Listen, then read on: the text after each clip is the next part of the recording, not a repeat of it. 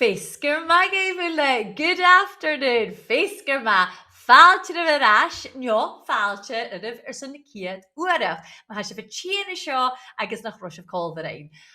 Gaibse a bheith Calmhlan ha mi tálaiste gan de híl sibh ar san léirí híte eile de flóid agus de bhearsain an Gàidhlig. Agus mar is ábhis chalig sibh leis rút san bí ar san seo. Mar sin, Cuiridh fáilh na pensilin, Cuiridh fáilh na píneachah, cha bhí féach go bhóra. Leis go bhí sinne a ionnsachadh tú le Gàidhlig, bhí sin na sein, bhí sin na tachairt rí cairetin úra, agus úla trabhíon na Gàidhlig.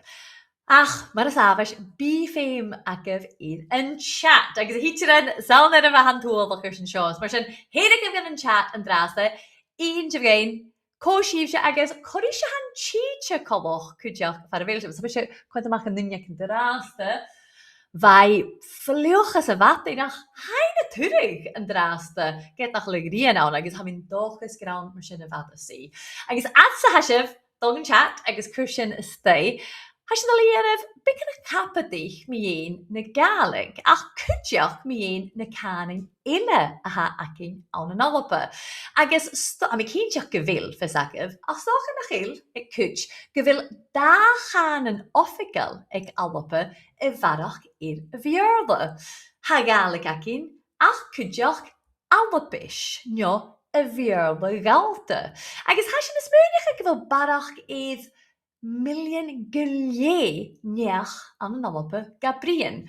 Agus me rein sibh barstach, Rabbi Burns as a scóil, ma chóil sibh cuit sin na hárain a reine sin a bhearla galta.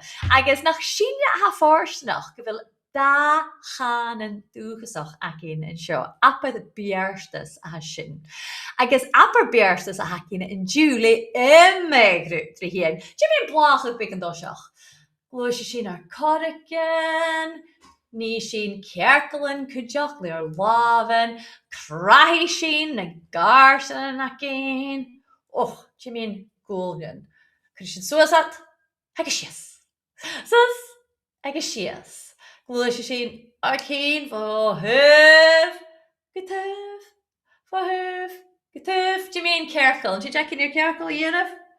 Go tuh. Agus arás, hanil sin sidh, agus léar cuideachd fit sin na gurúáin an gine thuthach mar sin. Had bit bríam mar seo. Agus, jeadh go bhfuil sin na féideachcin ag fós, agus bicin cac níos dáha. Spúc bhá mé féideachcin, díseal agus Jonach inis.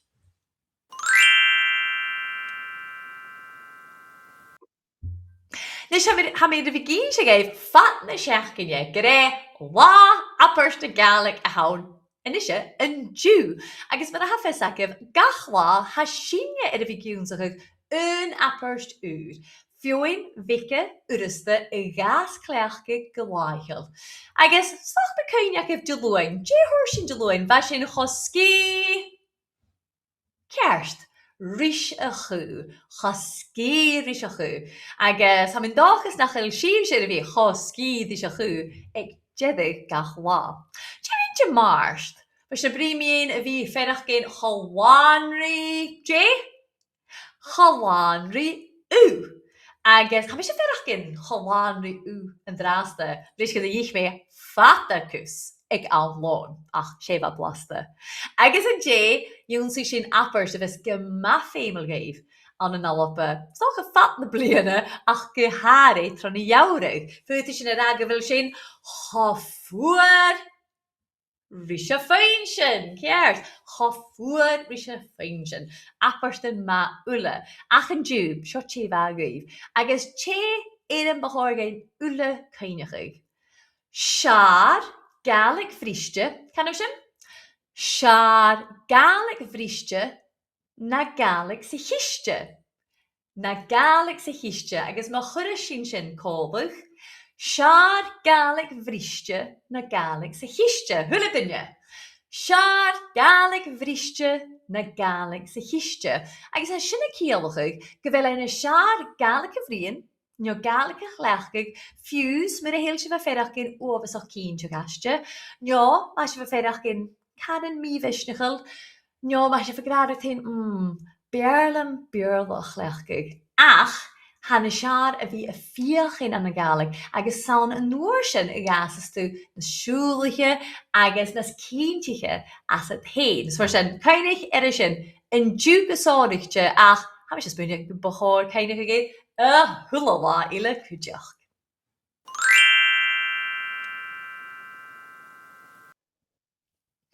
Agus gachla hasin yn y fi cynnych ag ryd carad sy'n ure. Fioin y fys a cleachgig na galig na'n behen yn laichel an yn doi gyma sorichte.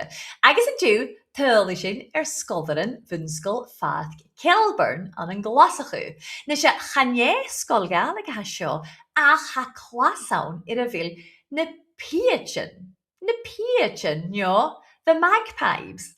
Agus ha the magpies, no, na piachin, uafasach jail i'r galig. Nach chloinn-sgoile agus nach aice mynd a chleachas a di sa chlasaiche. Helo dynia, dolchas gyfel sif gyma. Yn diw, ham I tylder sgoldarin an yn Bunsgoil Phàirc Kelbourne an yn clasaichean agus ha clasan sio a gianaf yn ddwofas lys y galig. Nach chanig sy'n rwa.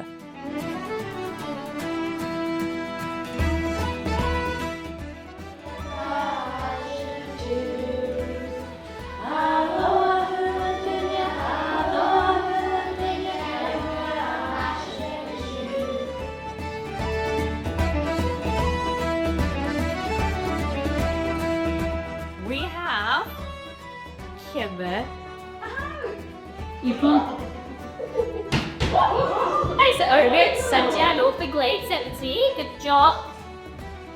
What's that? Again. Kimmer how? Kimmer how? What would you answer? Could you say Hagama? Hagama. Or you also know Hamiski? Hamiski. You know Hamiski. What other ones do we know? We know Tapalay. Tapalay. Oh, you're so polite. Do we know Hamifoor? Hamifoor. And what about, do you remember Hami Blah? Hami Blah. Diva. And I heard that you were singing a Gaelic song, but not here in Scotland. Where were you singing a Gaelic song? Portugal. In Portugal. And you met somebody that spoke Gaelic. And did she recognise your Gaelic song? Or was she very impressed? Believe that. Excellent. I love that.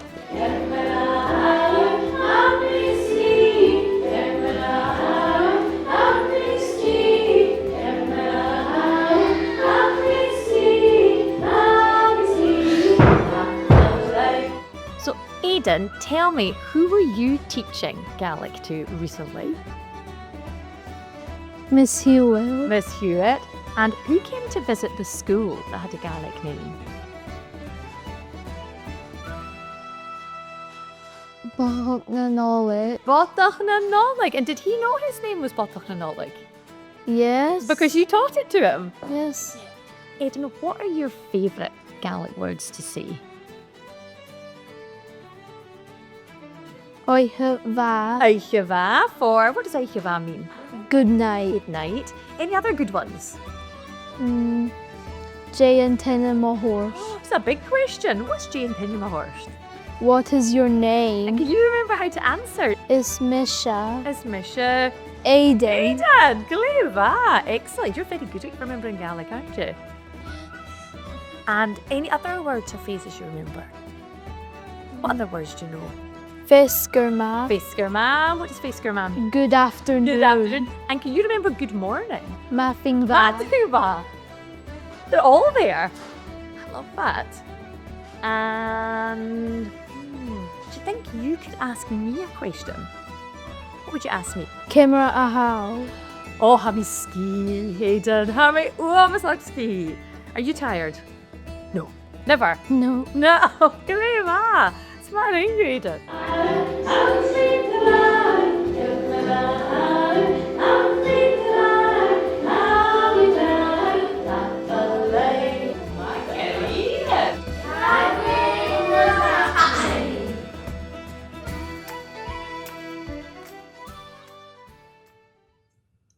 believe se scoildir an Bunsgoil Phàirc Kelbourne nach má aice bh déanamh leis Gàidhlig.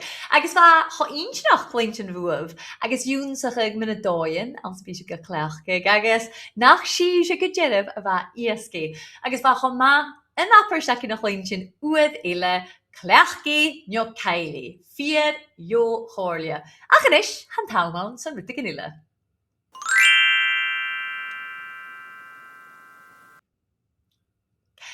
An teachcansa, hasin iad a bhí ionnsachadh òran cóba, agus canni mín rut a ha míad a bhí gra gachlá, chaneal dat na seaar na dogu a hocail códarí dhuinn eile, fiús mar a héisin idir misnach a lechunne, ha má bhí sein an Gàidhlig, agus na hórin acin, hat sganial. Agus sé Màiri Ruadh an tórin a hasin a ionnsachadh teachcansa, Diardaoin ionnsach sin an téis. Jéimíonn sin a gáil a ríist an bhrásta, gus an deireadh sin go bhfuile aice. Chum mé náfad is go bhfuil, a fuid sin fiachin. Rwy'n siw déisial, hyn eiga.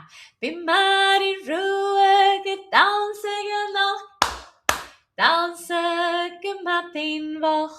Bí Màiri Ruadh go dansa go nach, nar a chloinn sí an drumme búlach.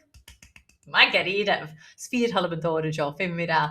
Agus caini sin, caini hif, Marcht, fel laich in the seachcin againn, ba sin a brímion sin, as a hiet raun. Fiach sin sin cólag an drasta.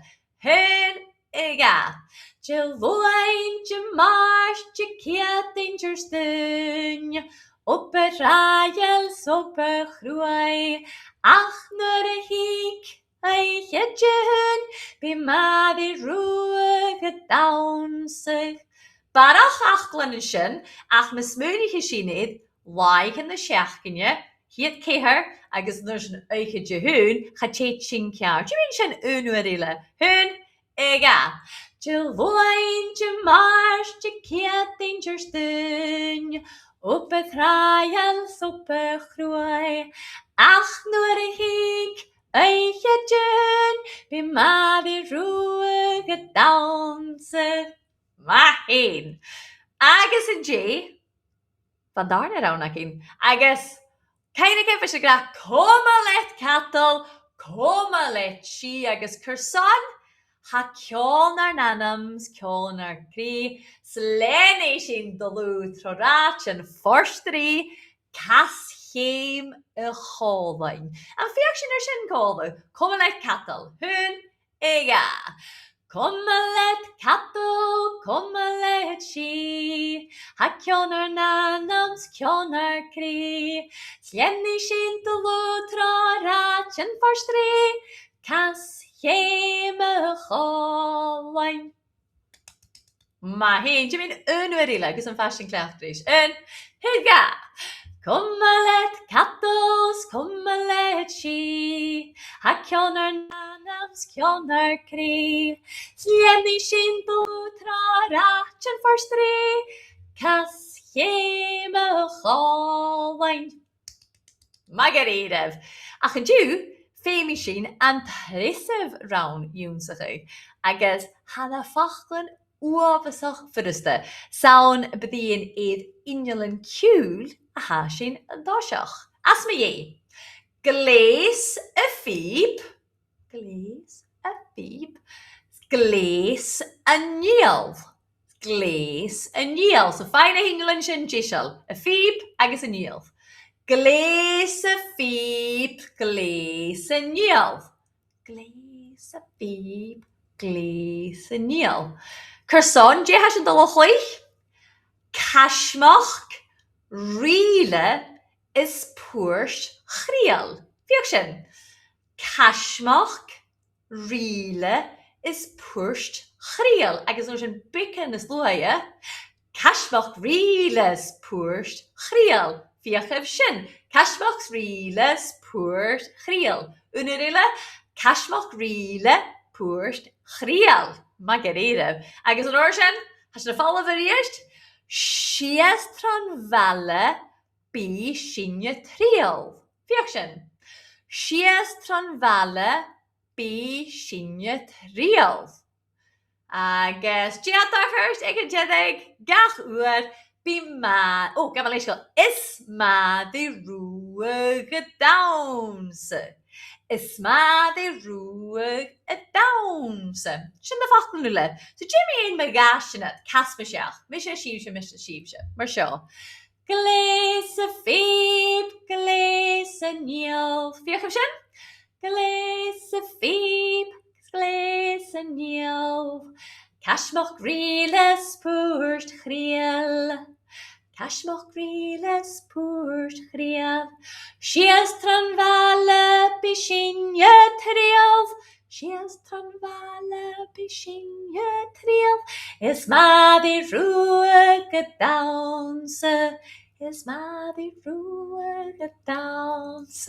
Mae Cuiridh. Jimmy, a hwla pys cola agus ní sin da ure. A chiadúr, gus an fashion cleachtaríis, agus an darna úr, agus bí sin gama misisiachal. Hun ega. Gles y ffib, gles y niol. Cashmoch griles pwrt chriel. Sias tranfale bysinje triel. Is Màiri Ruadh y dawns. O gle misneach. Gles y ffib, gles y niol. Cashmoch griles pwrt chriel. Sias tranfale bysinje triel. Is Màiri Ruadh y dawns. Smad ein sef harsyn, agus a madal, by corum ac yn iddyn rannan ule, agus yn teist I gael cóla.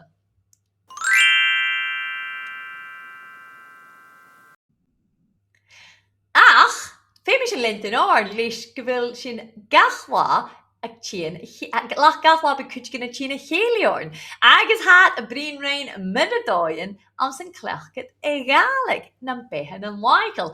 Agus a brin idd porstri as yn òran againn, apad gyda tlach chwr hawn fáilte chur ar an nu againn an porstri. Agus si Eilidh NicCarmaig. Féisce magad Eilidh.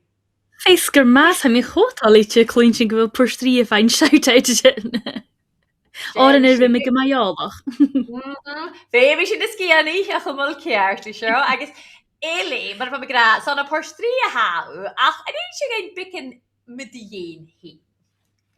Wel, sauna sy'n un sgian nach a ha mi gydera agus sé sinnetyd y chwnum a sy fôr chwch ha dyrf nid y fysdynnu y ffeinach gorum jefus mi gyn yma'r oper o'r ha tor obrichen acum mar heg joy ha tor obrichen acyn o'r ha sy'n fi choforstanach y mi corum ai trefi yn y Gàidhlig. Ach sé sinnetyd y chwnum a sy fôr chwch by mi sein colori da chòmhlan gaharich seisean trúd hangeterin agus ar carich innis ar gitar agus valtos cuideachd agus sé ceol electronicach a hasin ha mi creit sin le òran Gàidhlig na chórs cuideachd. Is by mi cuideachd go cud ar dói ag féisian an gael by mi gopad seisean an drama is rutan na chuir dói gaise an sa scoltin, so ma ha menachulach no panto na rutica mar sin na tín sé mi hí na hair chud ar dói van tai agus tá rutan spórsal mar sin cuideachs ha hula opad a hacam go má spórsal. Stel am sin, gyfel tor obrichen ac a hach o spórsal. Ach Eilidh, sy'n a fatal greu, cys gyrra fa ha sio gwyt yn eisiau. Jyn rwyt y siar, rhain yw riaf lys y Gàidhlig?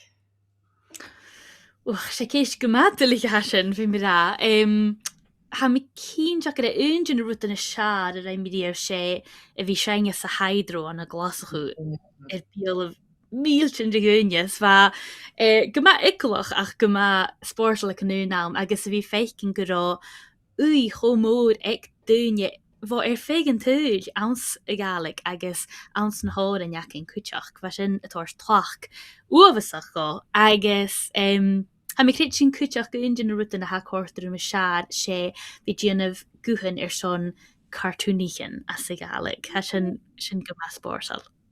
Ha, agus vilw so go vilw sin i dhéanamh ré ach tíad a cartúnichan nu ag ein gain ar an dogóprichú. Wel, gytrich by mi dyn y sgriptich yn cwtioch, rhaid mi sgriptich yn son fioen yw gasta I graniac, rhaid mi gwhyn sy'n cwtioch ronia, Ronja ní na bhéirlich bheit mi gopur sin agus ha mi fiochan dí swinnecha gnis ha grééis an bh raimie ach is té seo ha mi go bhí gopur SpongeBob is sé na seisean seo fécar so ha mi cetar sí sin gomór agus fiochan chu as a Gàidhlig. Sinna fi SpongeBob Bob Drars Chearnaigh? Yeah, bitár cruas a chiadal fé mi bican smúnechaí a dhéanamh an suintin. Bhí ach sé dá íseach agus bhil gran sin chumas a bhaid ag a haidó agus a bheith cinna nuad is ar uíoch a Gàidhlig. Agus garich mé sin cuideach ag na trads an bliana nuair a chosin an gálan acah sian an dúis ar san chlár na bliana. Och, bheit sin tíadach ar létolite an trúd agus an chláir go seo tíadach an cáí rí tuh déis go seo. Tá sin chomáte las a dún agus chomáte bhí féicin go bhfuil uí ag duineans na hárain. Árain cúidsiú a ha cíadan de bblianaige na gúis ach hás am dú hat am sunnecha go dú go bhfuil a tas go má imimechaí agus go bhfuil sin na tu sin mar a bheit na duine ans na hárain a ferachcin. Is sé fíor go deogáin do chuid Gàidhlig a chleachcha nach chéile bhí sé nó déanamh cur seachad a cóirseút. Yeah, bí mi an cáí a mollach sein mar deogáid i Gàidhlig a chumlan áirt agus gása fachglan úr a ionnsachadh nach bíar cloinn a riamh díach caran a mu a cháirsnach nó fachglan go má insinach an na barstach agus an dára ha cósta dúmsa go mór. Agus mid a cá sé ruúd fuúta tú bal cá sé dhéanamh tra bhíon na Gàidhlig, nó cléasach dhéanamh, nó ba sin na bríomú kit an lá is, bí san chicas circus tra bhíon na Gàidhlig. Imid ruúdáin a bhíon gas dhéanamh. Né, ach sin a ruút ha imime chom an sa Gàidhlig as a lá an dú agus cha bhín sa má ar balcóise sa Gàidhlig ach a bhí cínteach go bheoine mu sin a budain agus imein agus imime seo ruút a ní sin tra bhíon na Gàidhlig agus ha deach na chhlach sin éice. Tá go siicimh. Agus bu chur na céist éile ar a thula duine hat sin na thuáin. Déan fach go Gàidhlig a seirlaid agus chur son is staid é. Ha mi créit sin ha go spáirsle rá go ré plúpatích an fachcail a seir lúmsa as a Gàidhlig. Plúpatích, plúp. Ha deach chalach rís fuaim ha déanamh plúpatích. Agus nach íongadach seo, Callum a hána go chéalaor deúin thugesan a plúpatích cuideach. Da heg. Over. Ha go spáirsle rá. Innig mar sin cuideach. Agus éile dé cháirle a bhéidir tú gan scoilbhar in againn an an chlása céthir go seach. Stáchan nach le a féidir cin misnechail, nó stocha le a géirí barach íanamh lí sé Gàidhlig ach nach le bulcínte cimir in níiad sin. Gás is sé díoch a bhí clachgaigh na hacamh agus ga clachgaigh go tríoch sa gás agus a bhí dul an sásan sa thula chom a dhéobh sé bhar ha fis am an film trín na Gàidhlig bhfuil choraman ar lé ann an cáí mát an céalaíonn filmdí sin ruúta chóirstrúm sa glan be an drama agus mar a bheit sin genimimeach ag spóir sa Gàidhlig agus seachcin na Gàidhlig mar a hasibh a déanamh a drás de héin ach chuteach tíach brinne bhrís na carrot in acah an sa scáil an rún chluiche na de héitse bh chéala ar a chéile ag na téthe acah díach gahan chum ha Gàidhlig acah so tar seán nach brinne sibh ahadach ag big bítach a hán ach ní jefir bhór ha mí sméinechaigh.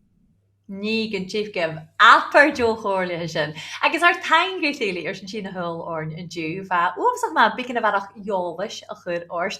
Agus am cíte go bhí na scoildan an ule a dul dhéisteach gan is sé bhrí a chlád álainn aca rúd agus go maithid léomh lí a thularút. Ach go bhí orsanach fébí sin dacail, leis bhfuil támán na cháirstead ar son farpis céis a charí sin tíirí a drástaí ile. Tíirí hulatinge, cheers.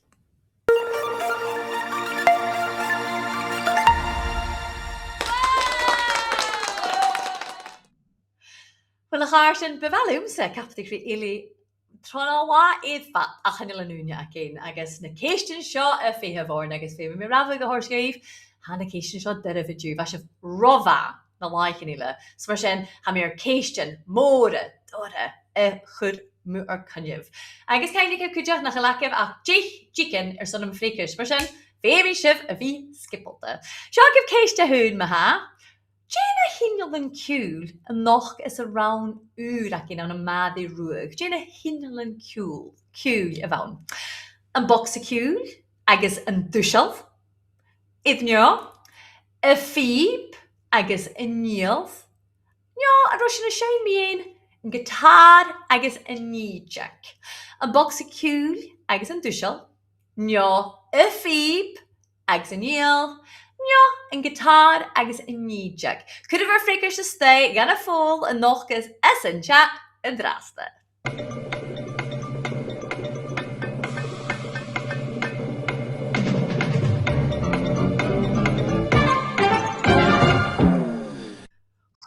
Féimi sibh a bhí skippalta san seo dhéanamh, féimi a choracin a bhí glúsad gunstad.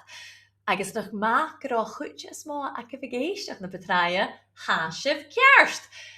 Glés a fíb, glés a níal, sin a bhacin is an òran. Get am i cínseach a bhíh fáilte bhlá ran na hinal an ciúil ile. Céiste gagatá, seo go man difricte. Cáte bhil Bunsgoil Phàirc Kelbourne. A bhili an Internation, a bhili an Europerein, nio a bhili an an glasaichean.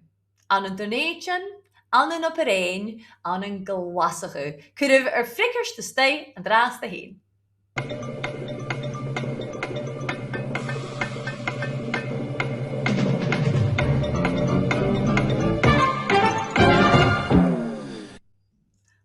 Agus mar sin an pripig na súla noch sibh eile lís an ricir ceart. Dích amach a dích, ciad amach a ciad a cháirsin. Haí go deireadh an an glasaichean. So go seo rud big na stóragatá. Cuiridh críoch ar an apart asúda againn seaar Gàidhlig bhriste na dé. Na bhí uamhasach cleachte. Nio, na Gàidhlig sa chiste. Nio, na chleachas. Seaar Gàidhlig bhriste na bhí uamhasach cleachte. Na Gàidhlig sa chiste. Nio, na chleachas. Cuiridh sin a sté an drasta hín.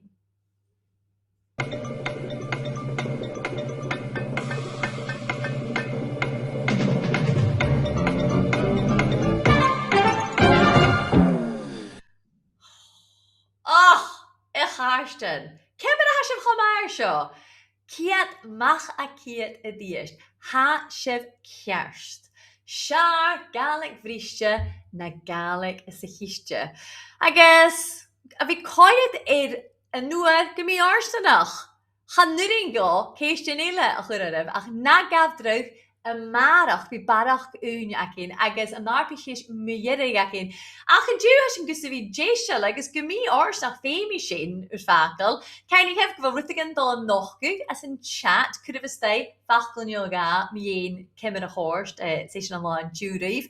Rhain sibh opar mhór an dú ionnsachadh sin aperstúr. Seaar Gàidhlig bhriste na Gàidhlig sa chiste, agus chuir sin rán eile rí Màiri Ruadh.